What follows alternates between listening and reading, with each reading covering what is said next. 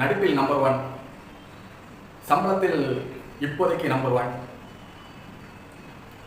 வருடத்திற்கு 2 அல்லது 3 படங்கள், ஒரு படத்துக்கு 250 கோடி என்றாலும் 2 படங்களுக்கு 500 கோடி ரூபாய். இதையெல்லாம் விட்டுக்கிட்டு நான் மக்கள் பணி செய்ய வருகிறேன் அப்படின்னு ஒருத்தர் கெத்தா வந்தா அவரை நம்ம பாராட்டணும். ஏன்னா வருஷத்துக்கு 2 படம் நடிச்சா 500 கோடி ரூபாய், டேக்ஸ் அது இது எல்லாம் போயாச்சுன்னா ஒரு 400 கோடி ரூபாய் எப்படியும் சாலிடாக வீட்டில் வந்துடும். அதெல்லாம் விட்டுட்டு நான் மக்கள் பணி செய்கிறதுக்காக வருகிறேன், மக்கள் பணி செய்கிறேன் அப்படின்னு டாப்பில் இருக்கும்போது ஒரு நடிகர் வருகிறாருன்னா அவரை நம்ம பாராட்டணும். விஜய் அவர்களுக்கு முதல்ல பாராட்டுகளை சொல்லுவோம். அப்புறம் தமிழக வெற்றி கழகம். தமிழக வெற்றி கழகத்தை பற்றி நம்ம சொல்லணும்னா பாதி நடிகர் பாதி அரசியல்வாதியாகத்தான் இப்போது விஜய் அவர்கள் அரசியலுக்குள்ளே வந்திருக்காரு. ஏன்னா ஒரு படம் நடிச்சிட்டு இருக்காரு, இன்னும் 1-2 படம் நடிப்பதாக பேச்சுவார்த்தைகள் போயிட்டுருக்கு. இன்னொரு பக்கம் அரசியல். இந்த அரசியலில் முழுசா நடிகர் அவர்கள் விஜய் அவர்கள் வந்துட்டார் அப்படின்னு சொன்னால் அதை நம்ம ஏற்றுக்க முடியலை. ஏன்னா அவர் இன்னும் பிரஸுக்கு முன்னாடி, அதாவது செய்தியாளர்களை நேரடியாக அரசியல் ரீதியாக சந்திக்க, அவர் மிக விரைவில் செய்தியாளர்களை நேரடியாக சந்தித்து நேரடியாக மக்கள்கிட்ட பேசணும். அப்போ தான் மக்கள் மத்தியில் விஜய் அவர்களும் விஜய் அவர்களுடைய கட்சியும் வளரும். இப்போ சோசியல் மீடியாவில் இப்போ அவர் ஒரு செயலி ஆரம்பித்தார். அந்த செயலி ஆரம்பித்து வாக்காளர்கள், அதாவது கட்சிக்கு தொண்டர்களை சேர்த்தார். செயலி ஆரம்பித்து கட்சியை வளர்த்து அதில் தொண்டர்களை சேர்த்து கட்சியை வளர்க்க முடியுமா அப்படின்னு கேட்டால் முடியாது. ஆன்லைனில் செயலியை டவுன்லோட் பண்ணி அதில் தனது பதிவெண்ணை பதிவேற்றி அதில் நான் தொண்டனாக வரேன்னு சொல்கிற எவனும் ஓட்டு போடுவான்னு நம்ம நினச்சா அது கொஞ்சம் தப்பு.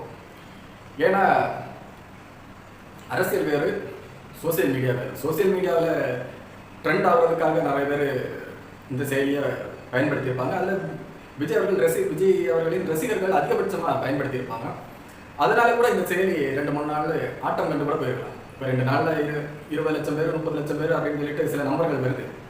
இந்த நம்பர்கள் எல்லாம் ஓட்டா மாறுமான்னு சொன்னால் அதுக்கு விஜய் அவர்கள் மீடியாவுக்கு முன்னாடி வந்து பேசணும். நான் முதல்ல ஒன்று சொன்னாங்கல்ல, பாதி நடிகர் பாதி அரசியல்வாதி. இவர் ஒன்றி நடிப்பை விட்டுட்டு அரசியலுக்குள்ள முழுசாக வந்து மீடியாக்களை எல்லாம் சந்திச்சார்ல விஜய் அவர்களுக்கு பலம் அதிகரிக்குங்கிறது என்னுடைய கருத்து. ஏன்னா நிறைய நடிகர்கள் கட்சி ஆரம்பித்தாங்க, மார்க்கெட் இல்லாத போது. நோட் பண்ணிக்கலாம், மார்க்கெட்டு இல்லாத போது. இப்போ கமல் அவர்களே கட்சி ஆரம்பித்தாங்க, அதாவது விக்ரம் படத்துக்கு முன்னாடி.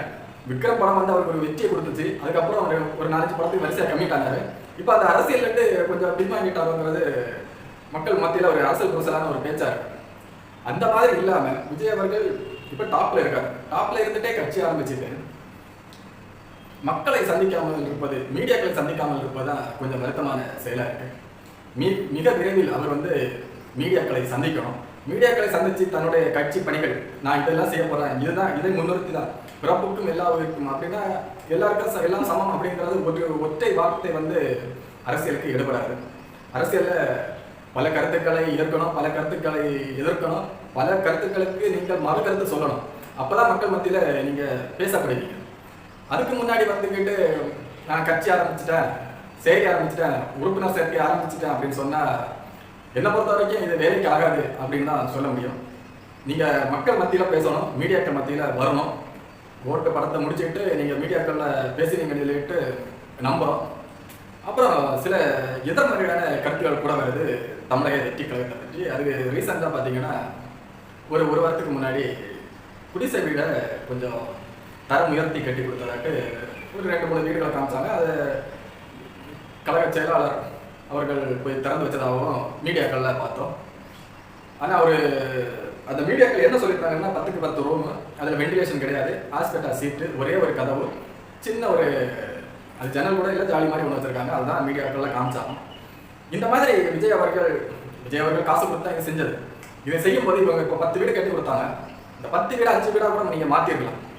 அந்த 5 வீடையும் பக்காவாக செஞ்சுருந்தீங்கன்னா அது ஒரு திரும்பவும் சோசியல் மீடியாவில் ட்ரெண்டாக ஒரு இதுவாக இருக்கும்.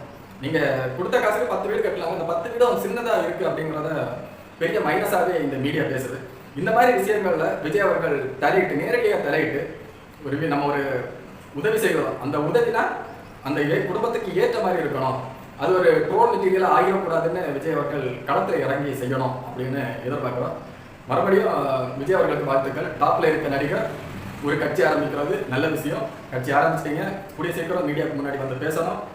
மக்கள் உங்களை ஏற்றுக்கணும். உங்கள் அரசியலுடைய நோக்கத்தை வந்து பரப்பணும். 2 வருஷம் இருக்கு அப்படின்னு சொல்லிக்கிட்டு நீங்க விடக்கூடாது. 2 வருஷங்கிறது 2 மாசம் மாதிரி ஓடி போயிடும். நாட்கள் அவ்வளோ ஸ்பீடாக ஓடி போயிட்டு இருக்கு. வாழ்த்துக்கள். கூடிய சீக்கிரம் மக்கள் மத்தியில் பாருங்க. சந்திப்போம்.